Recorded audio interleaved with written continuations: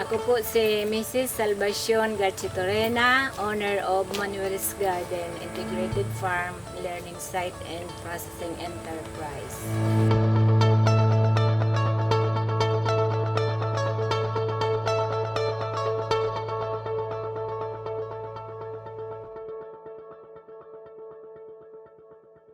Nag-umpisa kami dito noong year 2013, yung magpa-seminar si Ma'am Arlene Dayo sa LGUDA ng about organic farming.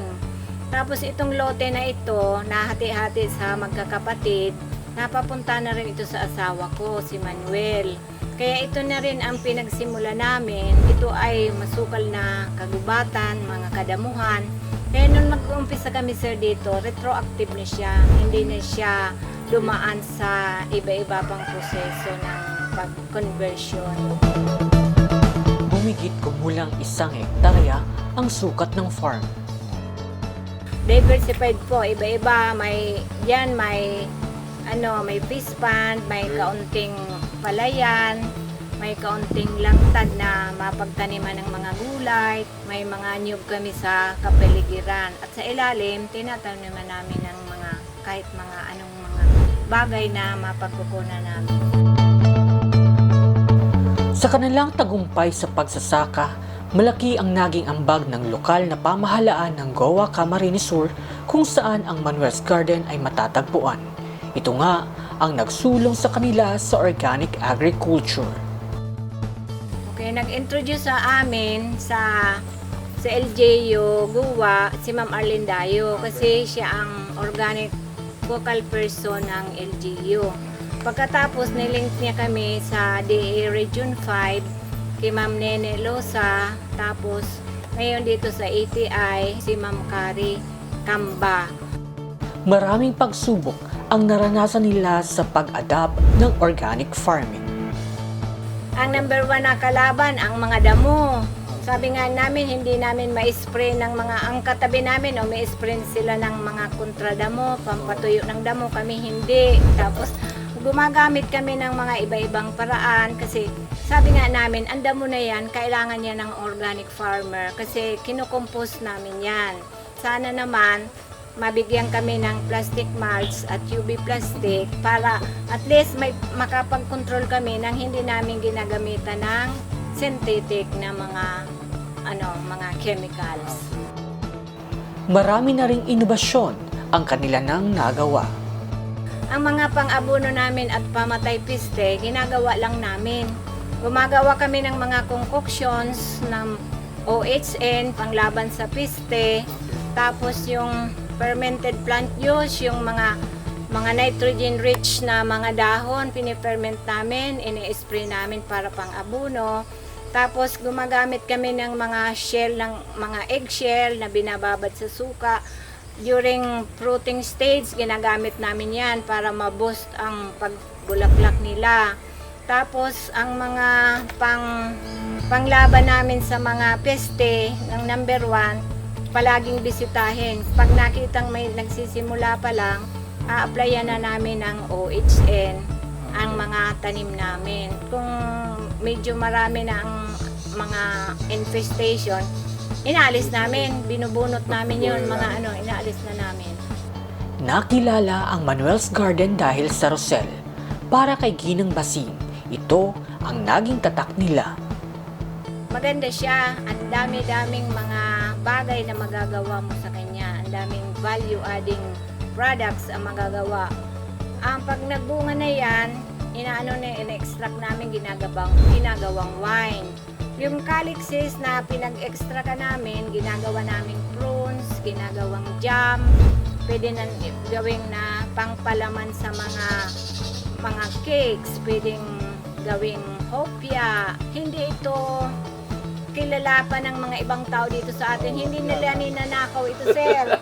At walang bumibili nito dyan sa palengke. Kaya hindi nila pinag-iinteresan ang mga bunga nito.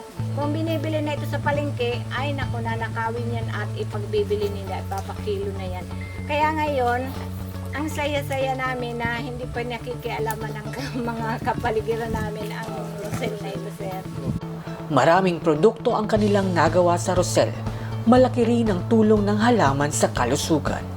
Gumagawa pa kami ng chili sauce with rosel. Oo, masarap yan sir. Matamis-tamis na maasim-asim. At nagre-research pa ako na iba pang mapaggagawaan sa mga rosel. Mayroon pa kaming rosel tea. Itinutuyo namin at ginigiling, nilalagay sa tibag.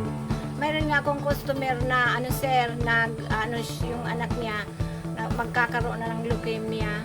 Candidate na ba, kumbaga hinahanap niya yung plant na very rich in calcium kasi nakuha niya itong rosel. Tapos ito daw ay tumutulong sa bone marrow na mag-produce ng red blood cell. Pero hindi lamang rosel ang kanilang mga pinoproseso. Mayroon silang tiyaan na gawa sa banaba, serpentina, blue ternate na may tarragon, malunggay, bayabas, lagundi, lakad-bulan, pandan at tanglad. May taro chips, tableya at passion fruit juice din. Gumawa na rin sila ng suka galing sa saging. Ang challenges namin dito sa tea, pag hindi uminit, hindi ka makakatuyo ng ang dahon mo ay aamagin. Kaya iyan naging problema namin. Pero ngayon, binigyan kami ng DTI. Kaya maraming salamat namin sa DTI. Mayroon kaming portable na dehydrator para sa mga dahon. So, hindi na mag-amag ang dahon namin kasi masasayang yung pag nakita ko na mayroon ng kaunting amag yan. Gagawin ko ng abono yun kasi hindi na yan pwede sir. Ang ngayon panahon maulan, medyo nagka-challenge kami sa rosel kasi nalusaw siya ng mga ulan. Kaya ngayon magtatanim ulit kami, sabi nga wala lang dalaan, talagang ang tuloy-tuloy lang. Pag namatay ang tanim ulit.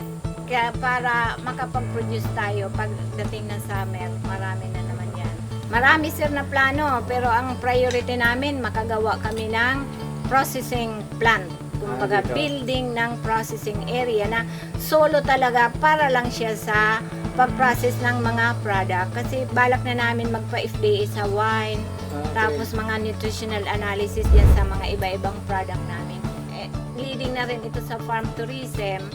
Marami pang mga bagay na dapat gawin namin dito sa namin. May mga requirements din sila, may standards. Pumunta na dito yung galing sa Legazping sa DOT. May mga suggestions na rin sila na anong mga ipapalagay. So, maglalagay pa kami ng restaurant doon sa bungad. Tapos, at least man may mga matulugan ang mga bisita. Saka may PWD, sir, facility. Oo. Para sa aming Center Director, Ma'am Elsa A. Parrot, para sa staff ng ATI, Sir Isagani, Ma'am Justin Rose, Sir Chan, maraming salamat po sa tulong ninyo kasi ang Manuel's Garden ay baby pa po. Maraming salamat sa pag-akay sa Manuel's Garden at kami rin ay, kumbaga, inaakay kami naman ay magre-response ng positive para marating naman ang mga pangarap namin at pangarap din ng ATI para sa amin. Sa totoo lang sir, hindi namin alam kung sino lalapitan, kung hindi namin alam kung paano gagawin. Kaya maraming salamat kami ay ginaguide ninyo sa